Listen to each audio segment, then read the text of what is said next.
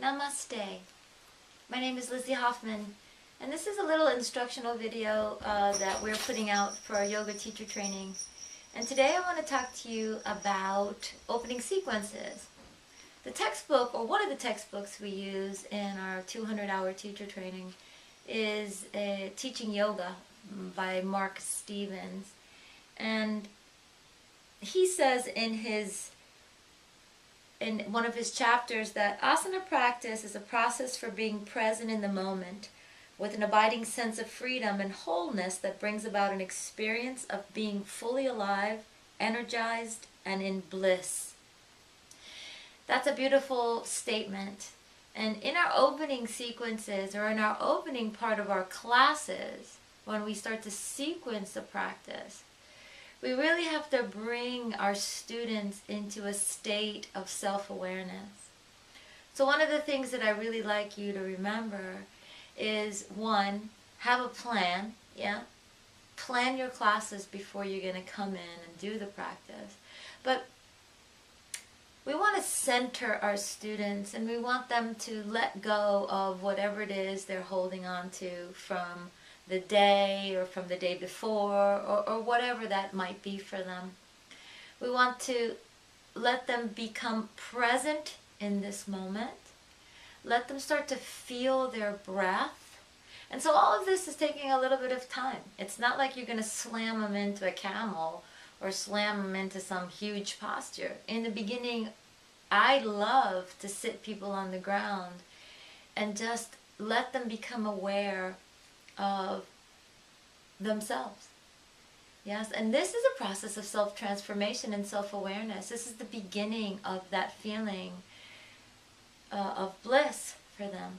And we have to make it in a secure space, a place that they trust, and a place that feels good for them.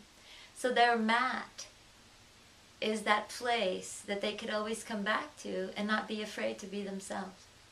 So we begin our practices either sitting, sometimes I do it lying in a savasana position, but in that process we're trying to connect them with breath, really have them breathe in and out through the nose.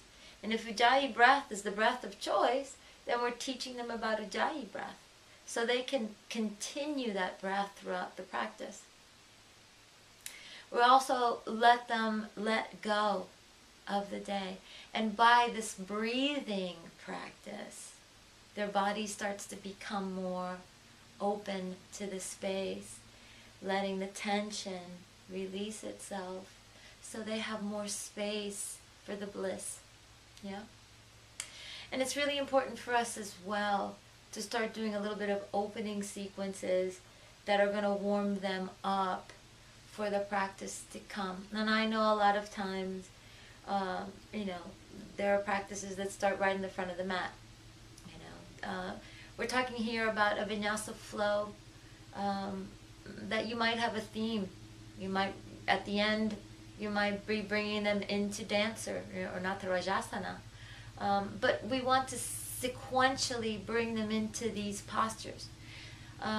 So remember, in your opening sequences, we really want to think about centering them, focusing them on the present moment, letting them become aware of their breath and their surroundings, and let them ask themselves, hey, how do I feel today?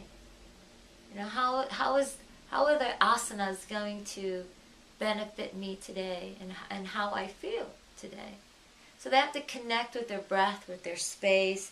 We're talking about being present with them. We're talking about relaxation. We're also talking a lot about just finding their foundations. If they're sitting on the ground, you want them to feel their sit bones. If they're standing up on the floor, you want them to start to feel the feet, start to feel that beautiful magnetic energy that's coming up through the earth itself.